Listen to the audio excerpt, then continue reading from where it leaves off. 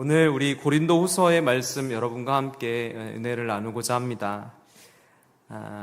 고린도 이 전후서, 바울이 이제 고린도 교회에 보낸 편지잖아요. 이 고린도 전후서를 가만히 찬찬히 이렇게 계속 읽어보면요, 바울이 당한 이 비난이 상상을 초월할 정도였다는 것을 읽을수록 느끼게 돼요.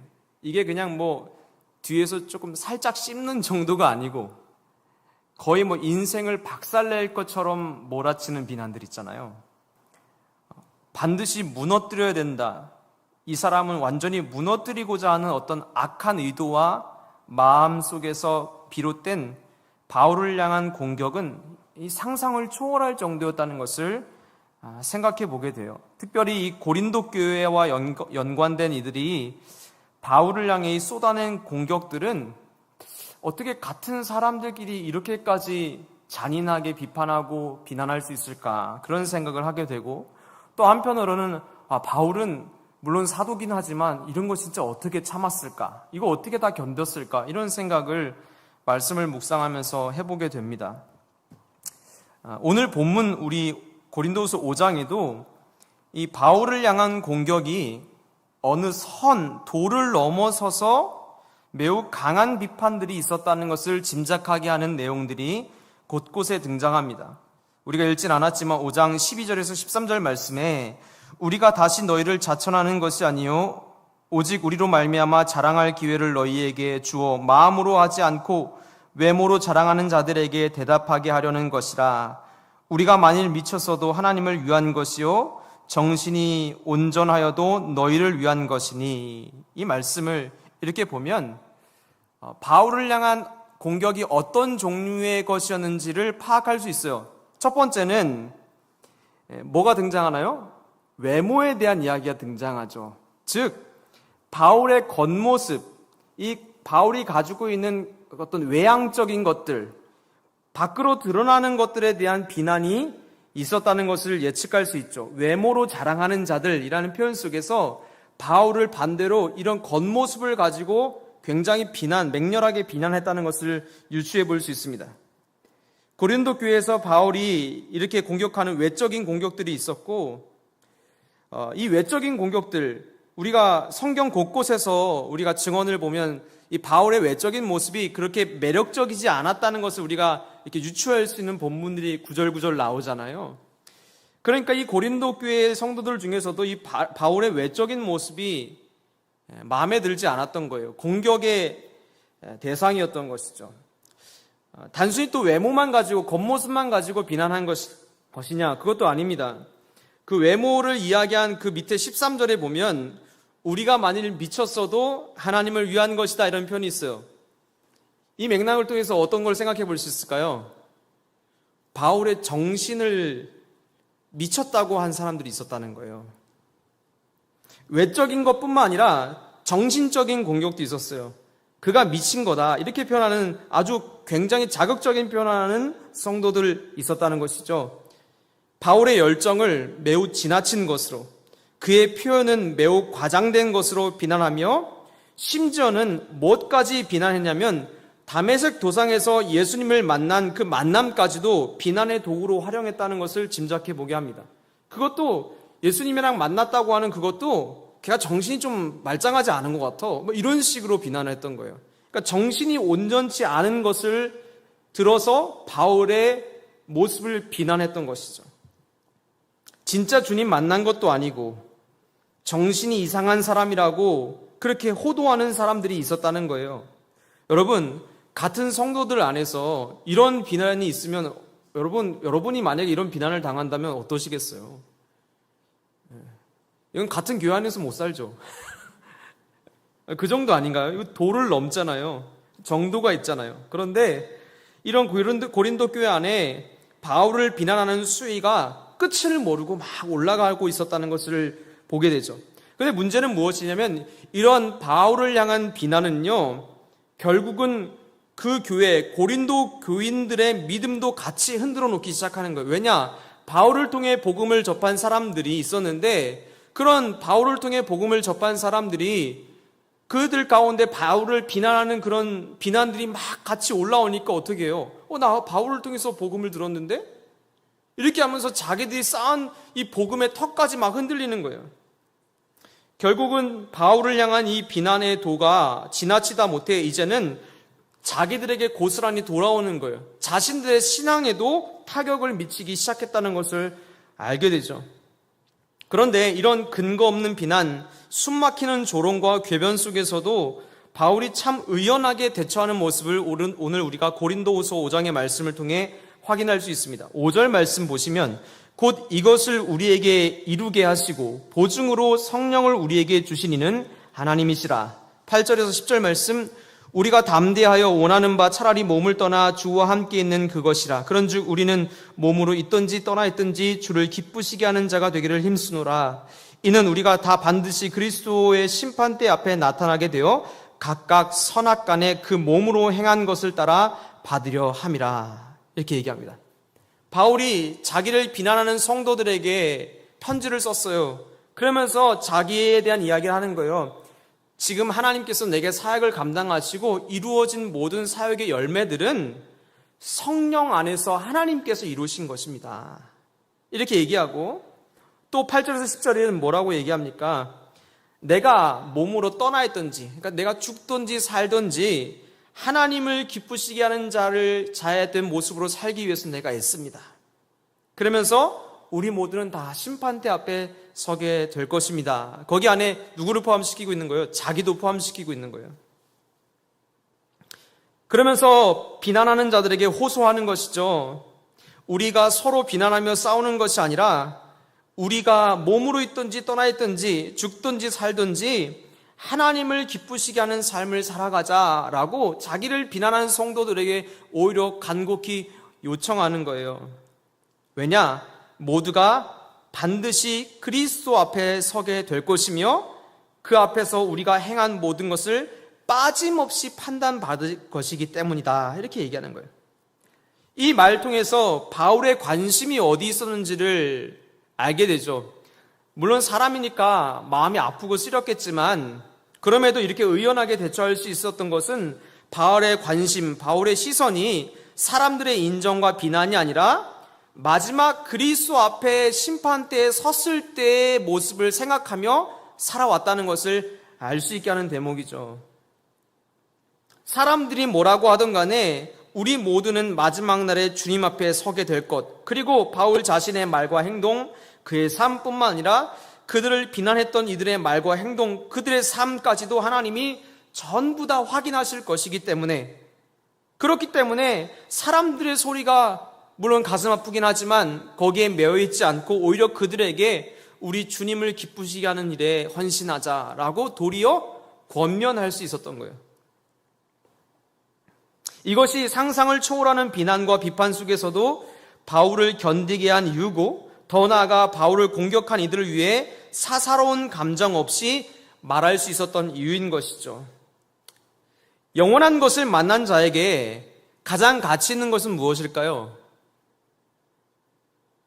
어려운 게 아닙니다. 영원한 것입니다.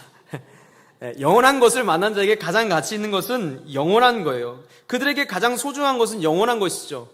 그렇기 때문에 성도들에게 가장 소중한 것은 무엇이냐?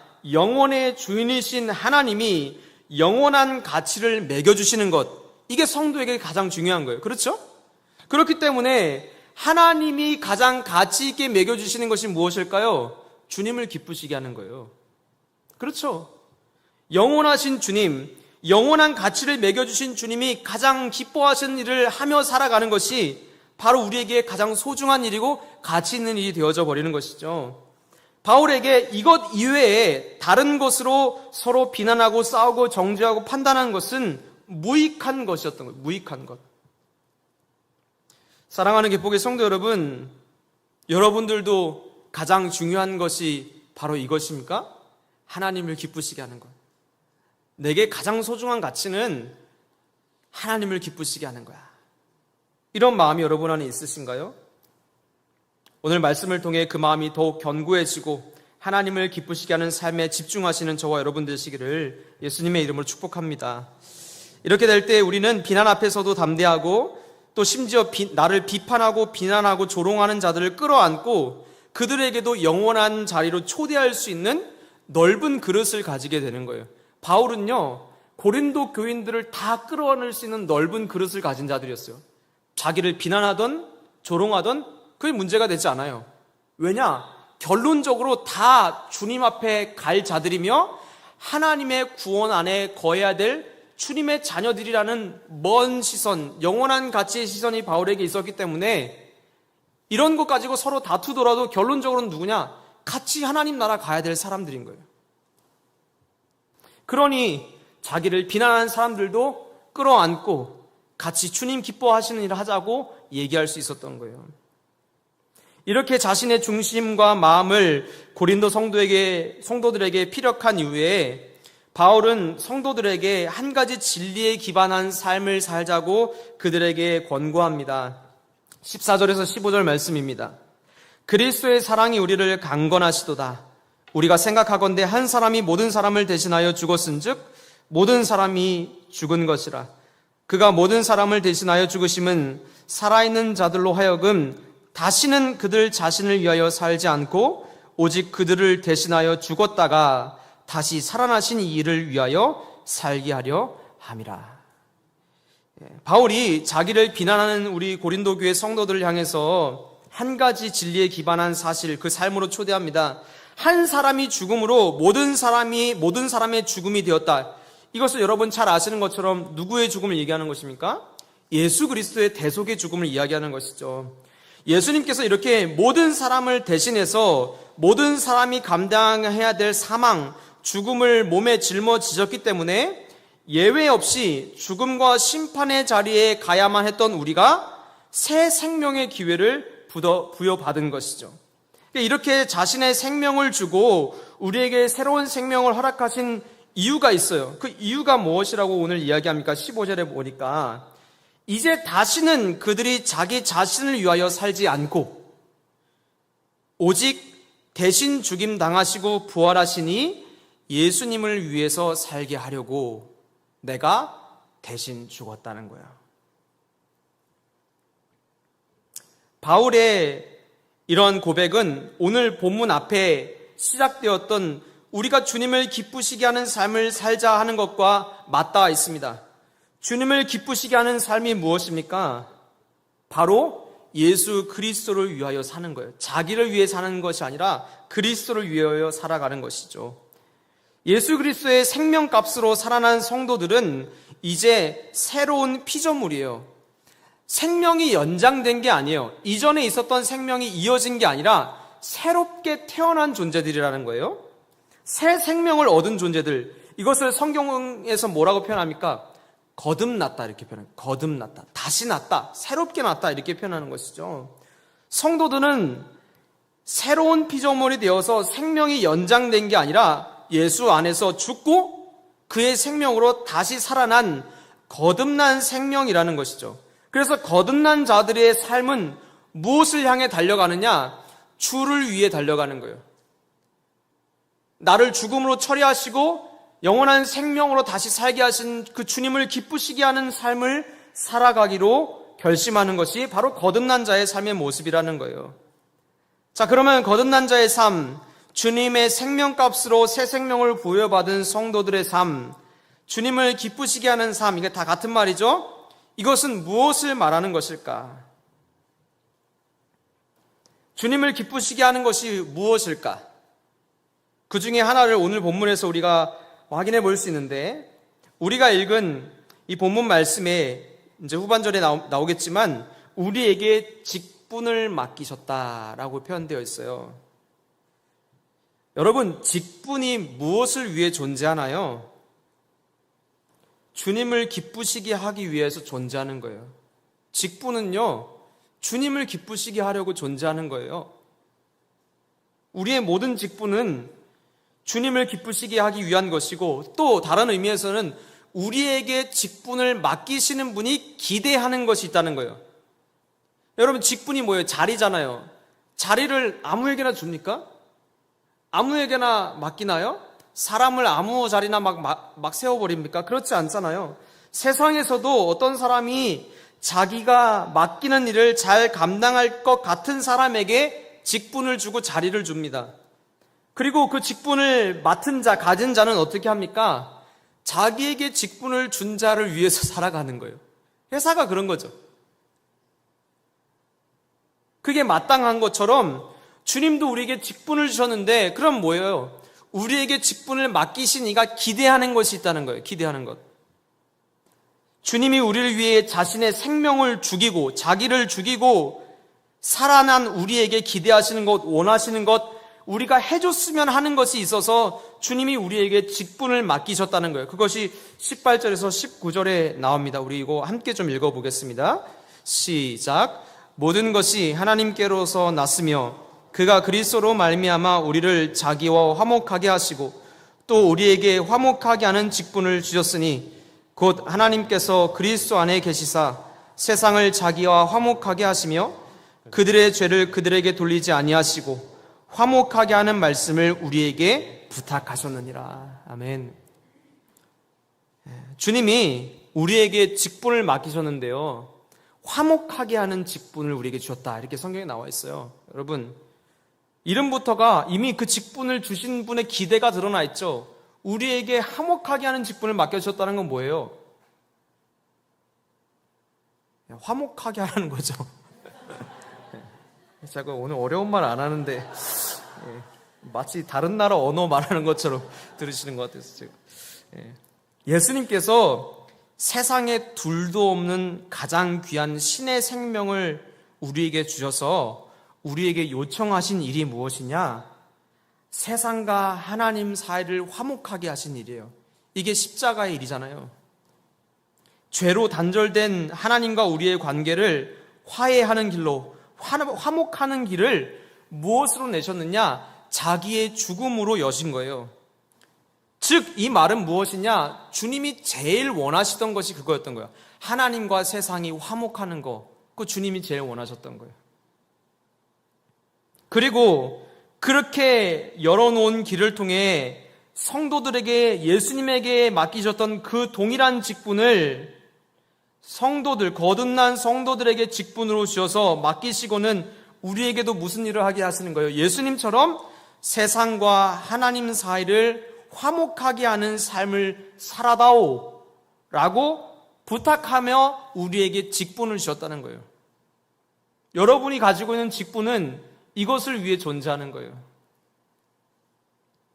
그래서 그것을 20절 전반절에 이렇게 표현하고 있죠. 그러므로 우리가 그리스도를 대신하여 무엇이 되었다? 사신이 되었다. 사신 아시잖아요. 대신 보내진 사람 아닙니까? 거기에 큰 어깨에 그 나라나 어떤 중요한 중책을 짊어지고 파송되고 보내진 사람 아닙니까?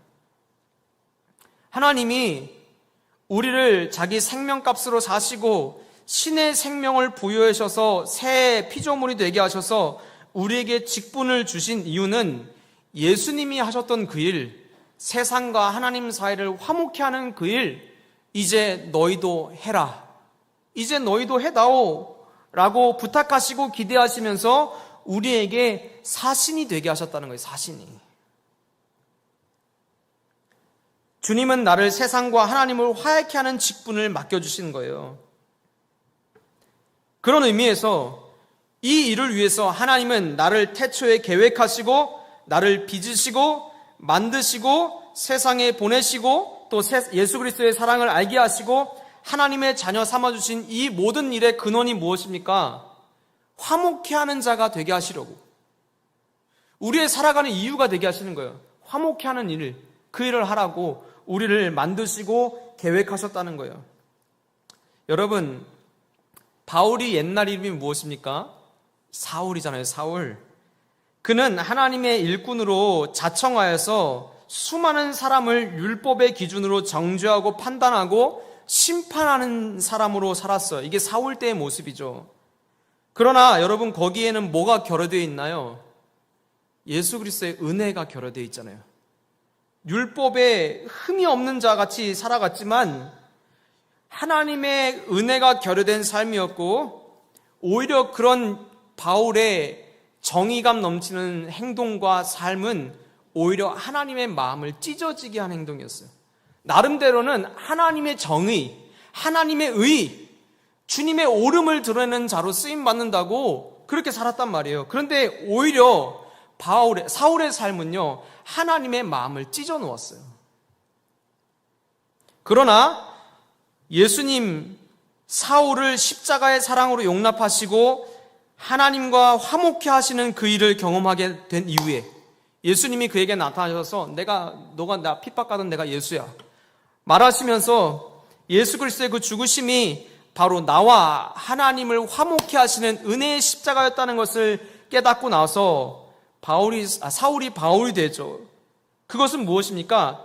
법의 사람이 아니라 은혜의 사람이 된 것을 얘기하는 거예요. 즉 세상을 화목케 하는 일로 나를 부르셨다.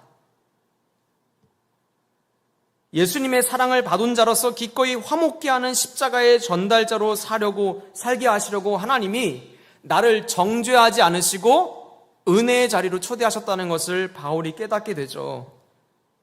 그러면서 바울도 그 뒤로 무엇을 전하는 자가 됩니까? 은혜를 전하는 자가 되는 거예요. 십자가의 은혜. 여러분, 그런데요, 이 바울이 사실 예수님을 만나고 사도가 되었지만 바울이 사도가 되고 초대교회의 그런 치리자가 될 수 있었던 것은 사실 바울 혼자 할 수 있었던 것이 아니에요. 바울과 초대교회 사이에 화해의 사신이 있었어요. 누구죠? 바나바예요, 바나바. 바울이 아무리 회심하고 돌이켜도 초대교회 성도들 시선에서는 어떤 사람이에요? 자기들 핍박하고 잡아 죽이고 멸하려고 쫓아다니는 아주 악한 사람이었잖아요. 그가 변했는지 안 변했는지 어떻게 알며 그에게 핍박당한 사람이 현재 진행형으로 아파하고 있는 사람이 있을 수도 있고, 그런 바울을 어떻게 용납하겠어요, 초대교회가. 그런데 여기에 이 초대교회와 바울을 화해케 하는 한 사람, 바나바가 있어서 이 바나바를 통해서 교회가 바울을 받아들이고 바울도 부끄러움을 참으며 기꺼이 교회를 위해 헌신할 수 있는 용기를 내게 했던 것이 정죄가 아니라 바나바의 화목케 하는 역사 때문이었다는 거예요.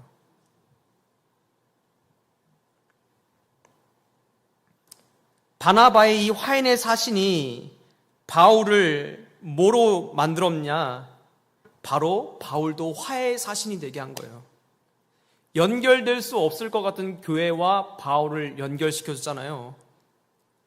바울이 이것을 보면서 또 예수님의 사랑을 경험하면서 깨닫게 한 게 뭐예요? 연결될 수 없을 것 같은 세상과 하나님을 연결시켜주는 일에 내가 헌신해야 되겠다. 도저히 죄 가운데 있어서 개선이 불가하고 이것을 다시 바꾸어서 뭔가 변화시키는 것이 불가능할 것 같은 그런 세상 사람들, 그런 사람들을 향해서도 포기하지 않을 수 있었던 이유, 그들에게 기꺼이 화해의 손길을 내밀며 예수 그리스도를 소개시켜 줄 수 있었던 이유가 무엇이냐? 바로 그가 화해의 사신을 만났기 때문이에요. 예수님을 만나고 바나바를 만났기 때문이죠. 참 신기하게도 이 화해라는 말은 헬라어로 카탈라게라는 단어인데요. 이 카탈라게라는 단어는 화해라는 뜻도 있지만 동시에 회복이라는 뜻이 같이 들어가 있어요. 이 중의적인 의미를 같이 적용시켜 보면 예수님의 화해의 십자가는 무엇입니까? 회복의 통로였던 거예요. 바울은 주님을 만난 후에 하나님과 사람 사이를 회복시키는 직분을 감당하며 이 땅을 살아가게 된 것이죠. 이제 마지막으로 바울은 고린도 교회 성도들에게 그렇다면 우리가 어떻게 이 화목케 하는 직분을 감당할 수 있을까라는 질문에 대한 답으로 20절의 말씀을 이야기합니다. 그러므로 우리가 그리스도를 대신하여 사신이 되어 하나님이 우리를 통하여 너희를 권면하신 것 같이 그리스도를 대신하여 간청하노니 너희는 하나님과 화목하라. 우리가 어떻게 이 땅에서 화목의 사신, 화해의 사신으로 살아갈 수 있느냐? 먼저 하나님과 화목한 일이 있어야 된다는 거예요. 하나님과 화해하는 일. 예수 그리스도를 통해서 하나님과 화목을 이루지 못한 사람은 이 땅에서 화목케 하는 직분을 감당할 수가 없어요. 그리고 화목케 하는 직분을 감당하지 못한다는 것은 곧 어떤 의미입니까? 하나님을 기쁘시게 하는 삶을 못 산다는 거예요. 하나님과 먼저 화목을 예수님께서 세상과 하나님을 화목케 하신 것처럼 우리 역시 하나님과 먼저 화목하지 않으면 그 직분을 감당할 수 없어요. 그래서 화목은 결국 무슨 얘기냐? 하나님과의 회복이며 친밀함을 뜻한 거예요. 주님과 친해지라는 거예요. 쉽게 말하면. 여러분 주님과 친하신가요? 안 친하세요? 아니면 또 혼자만 친하다고 생각하시는 주님한테 물어보니까 이렇게 얘기하실 수도 있겠죠. 여러분 무엇으로 주님과 친하다고 말할 수 있을까요? 십자가의 은혜를 아는 자죠. 다른 말로 하면 주님이 우리를 위해 지불하신 생명값의 무게를 아는 사람이 주님과 친한 사람이에요. 주님이 하나님과 우리 사이를 어떻게 화목케 하시려고 얼마만큼의 대가를 지불하셨는지 그 무게를 아는 것이 바로 주님과 친한 사람인 것이죠. 그래서 주님의 사랑을 아는 성도들은요, 함부로 정죄하기가 어려워요. 그럴 수밖에 없어요. 예수 그리스도의 정죄가 나를 살린 게 아니라 화해가 나를 살렸다는 것을 아는 그리스도인은요, 이 땅에서 화해의 직분이 나의 삶의 목표라는 것을 알 수밖에 없는 거예요. 바울 사도는 자신의 겉모습과 사역 구석구석을 비난하고 정죄하고 공격하던 고린도 교회 사람들을 향해서 그렇기 때문에 기꺼이 화해의 손길을 내미는 거예요. 우리는 모두 하나님이 보내신 사신이고 우리의 모든 삶은 그날에 주님이 다 판단하실 것이니까, 그러니까 우리끼리 좀 싸우지 말고 세상과 하나님 사이를 화해케 하는 일, 주님을 기쁘시게 하는 일에 좀 삶을 들이며 우리 함께 살자, 이렇게 요청할 수밖에 없었던 거예요.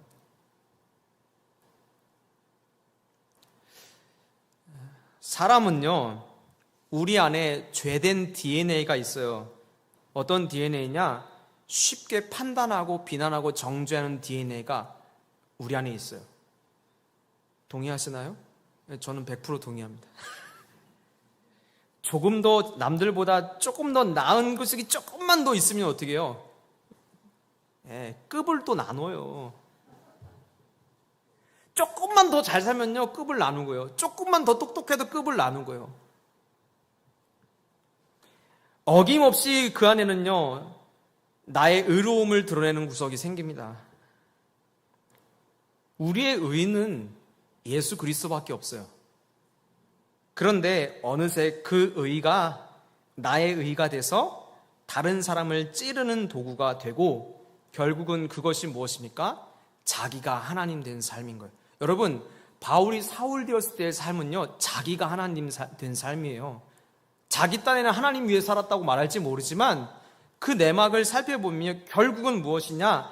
자기가 하나님 되어서 심판하며 살았던 삶인 거예요. 거기는 죽이고 멸하고 무너뜨리고 망가뜨리는 역사밖에 안 일어났어요. 바울의 사역은 다 그랬죠. 열심히 살았는데 다 죽였어요. 다 망가뜨리고. 여러분, 우리 안에 모두가 정죄의 DNA가, 비난의 DNA가, 판단의 DNA가 있어요. 조금만 나보다 잘나면요, 부러워하면서 질투하면서 시기하고요. 조금 못나면 비판하고 정죄하면서 낮게 보고 하찮게 여기죠. 우리는 화해 직분을 맡은 사람인데 정죄에서 자유로울 수 없는 삶을 살아요. 저도 참 많이 느껴요. 근데 그때 이 말씀을 하나님께서 저에게 주셨어요. 히브리서 11장 7절 말씀인데 이것도 함께 같이 읽어보죠. 시작. 믿음으로 노아는 아직 보이지 않은 일에 경고하심을 받아 경외함으로 방주를 준비하여 그 집을 구원하였으니 이로 말미암아 세상을 정죄하고 믿음을 따르는 의의 상속자가 되었느니라. 아멘. 우리가 세상을 정죄하고 싶은 마음이 들 때가 있어요.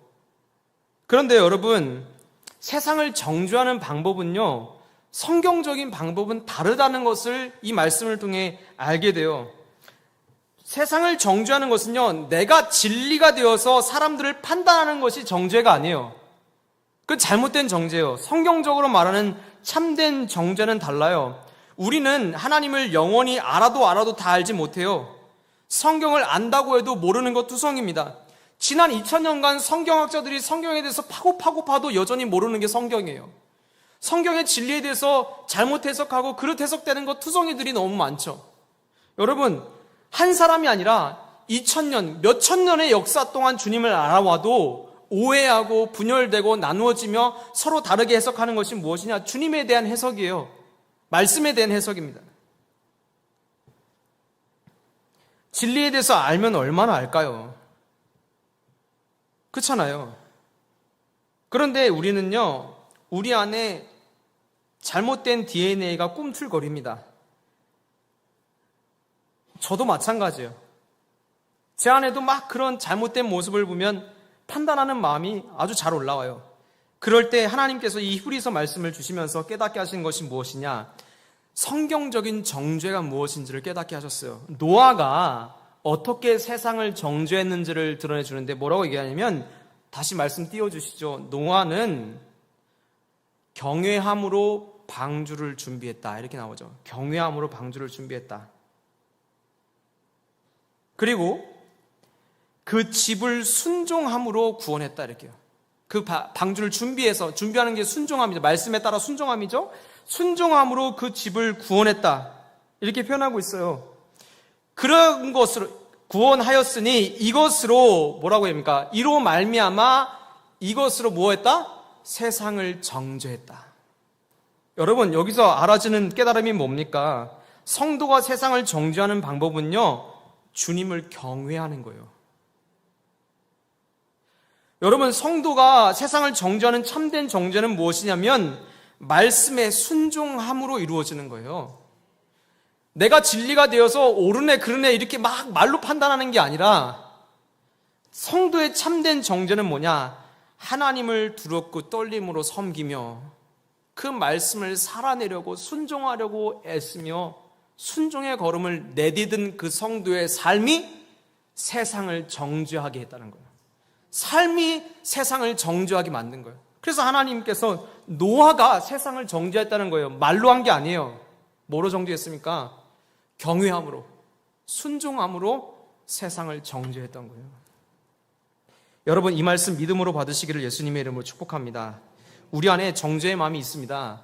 판단하는 마음이 없을 수가 없죠. 근데 그럴 때마다 여러분, 이 말씀을 떠올리셨으면 좋겠어요. 성도는 주님을 경외함으로, 그리고 말씀에 순종함으로 세상을 정죄하는 것이다. 이렇게 선포하면서 자꾸 입술로 판단하고 정죄하려는 우리의 마음을 내려놓고 주님께 올려드리는 거예요. 주님, 내가 정죄의 직분이 아니라 화해의 직분을 감당하게 도와주십시오. 바울도 이런 비슷한 고백을 노아처럼 해요. 뭐라고 얘기하냐면, 내가 하나님을 두려워한다는 거예요. 두려워하는 게 뭐예요? 경외잖아요. 내가 하나님 두려워한다는 거예요. 그리고 그분 앞에 모두가 설 것이라는 거예요. 그러면서 자신을 미워하고 정죄하고 판단하는 모든 이들을 향해서 우리 모두 화해의 사신으로 살아가자라는 이 말 자체가 고린도 성도들을 부끄럽게 만드는 뭐였을까요? 이게 정죄예요.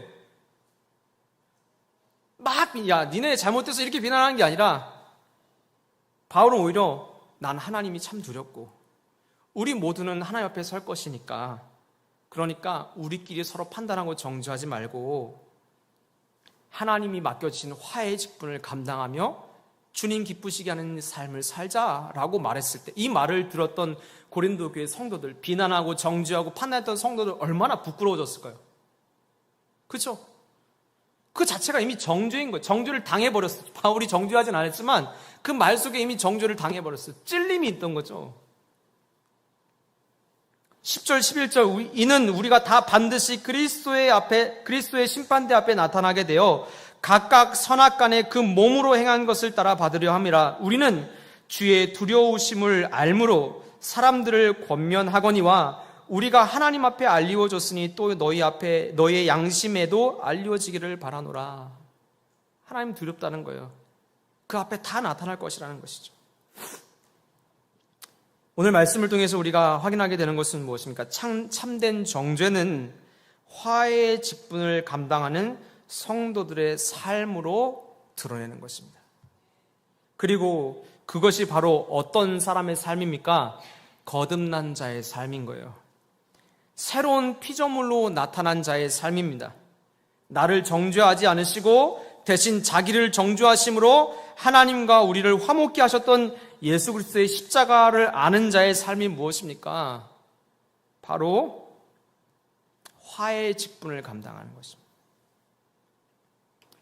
빌립보서 1장 20절 말씀, 나의 간절한 기대와 소망을 따라 아무 일에든지 부끄러워하지 아니하고 지금도 전과 같이 온전히 담대하여 살든지 죽든지 내 몸에서 그리스도가 존귀하게 되게 하려 하나니. 이 바울의 아주 간절한 기도 제목이죠. 바울의 소원이에요.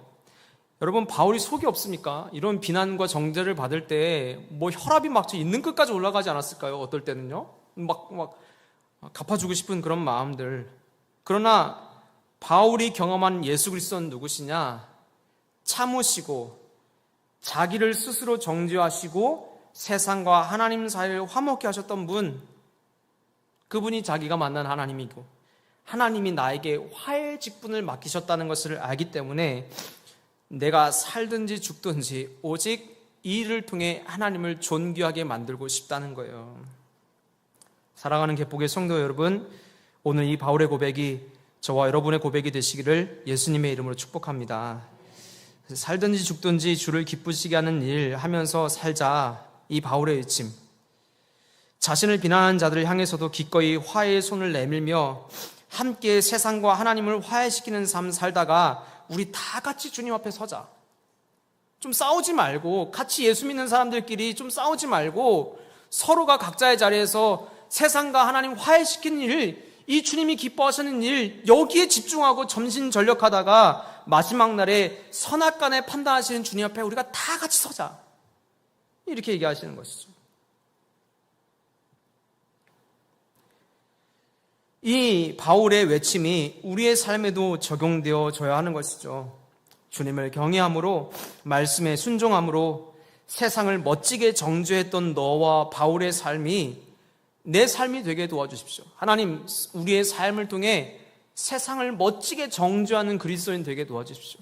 우리가 정말로 하나님이 기뻐하시는 오롯한 화해의 사신이 되어서 정말로 이 땅에서 영원한 것, 영원한 가치가 있는 주님을 기쁘시게 하는 자의 삶을 내가 살아낼 수 있도록 주님, 나의 삶을 인도하여 주옵소서.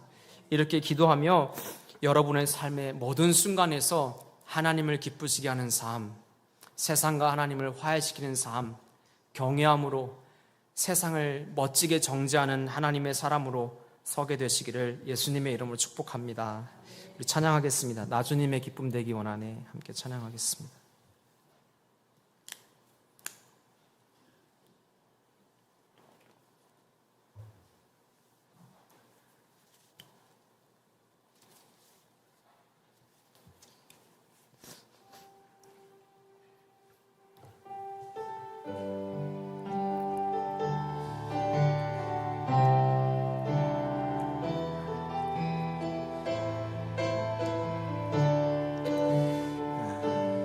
고백합시다. 나 주님의 기쁨 되기 원하네. 내 마음을 새롭게 하소서. 새 부대가 되게 하여 주사. 주님의 빛 비추게 하소서. 내가 원하는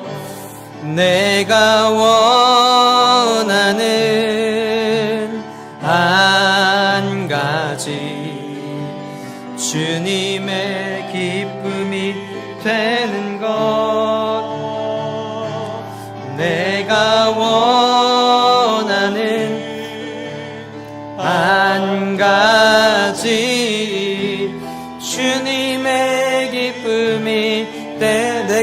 말 한 가지 고백하십시다.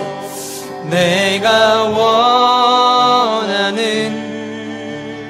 한 가지 주님의 기쁨이 되는 것.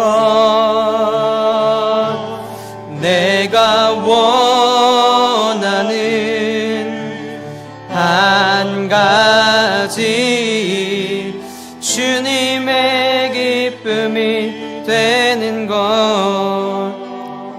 사랑하는 주님, 오늘 이 저녁에도 하나님의 음성 우리의 귓가에 들려주시니 감사합니다. 주님이 기꺼이 세상에 둘도 없는 가장 소중한 신의 생명을 우리에게 기꺼이 값으로 지불하시고 우리를 거듭난 삶으로 새로운 피조물의 길로 우리에게 새로운 영생의 길을 허락하신 이유는 오직 살든지 주님 죽든지 주님을 기쁘시게 하는 삶을 살아달라고 기대하는 마음을 품어 우리를 살리신 줄로 믿습니다. 그리고 주님을 기쁘시게 하는 삶은 무엇인가? 바로 예수께서 세상과 하나님 사이를 화목케 하신 그 일, 가장 중요하게 여기셨던 그 일 우리에게 부탁하시며 너희도 이제 소망 없어 보이는 세상을 가슴에 품고 나와 연결시키며 화목하게 하고 화해하게 하는 이 직분 잘 감당하다 오너라 라고 우리에게 부탁하신 그 일인 줄로 믿습니다. 하나님, 우리에게 복의 성도들, 우리 모두의 마음 가운데 정말로 주님을 기쁘시게 하는 이 한 가지 소원으로 마음을 가득 채워질 수 있도록 하나님 축복하여 주옵시고, 우리 가운데 불쑥불쑥 들어오는 정죄와 판단과 비난의 마음들이 들어올 때면 말로 하는 비난이 아니라 세상을 멋지게 참되게 정죄하였던 노아의 삶처럼, 바울의 삶처럼 하나님을 경외하는 삶으로, 그 말씀에 순종하려고 하는 그 삶의 뒷모습으로 세상을 멋지게 정죄할 수 있는 하나님의 사람들 되어줄 수 있도록 주님 축복하여 주옵소서. 그리하여서 정말로 우리가 이 땅에서 하나님이 우리를 계획하시고 보내신 이유와 목적에 맞게 살든지 죽든지 주를 위하여 살다, 하나님이 보내신 화해의 사슬로 살다 주님 앞에 어여시 설 수 있도록 우리의 삶을 지키시고 인도하여 주옵소서. 감사드리며 예수님의 이름으로 기도드립니다. 우리 주님의 이름 한번 외치시며 각자 기도하다가 돌아가시길 바랍니다. 기도합니다. 주여, 하나님, 오늘도 주의 말씀 가슴으로 받기를 원합니다. 오늘도 그 주님의 말씀이 나의 말씀이 되어지기를 원합니다.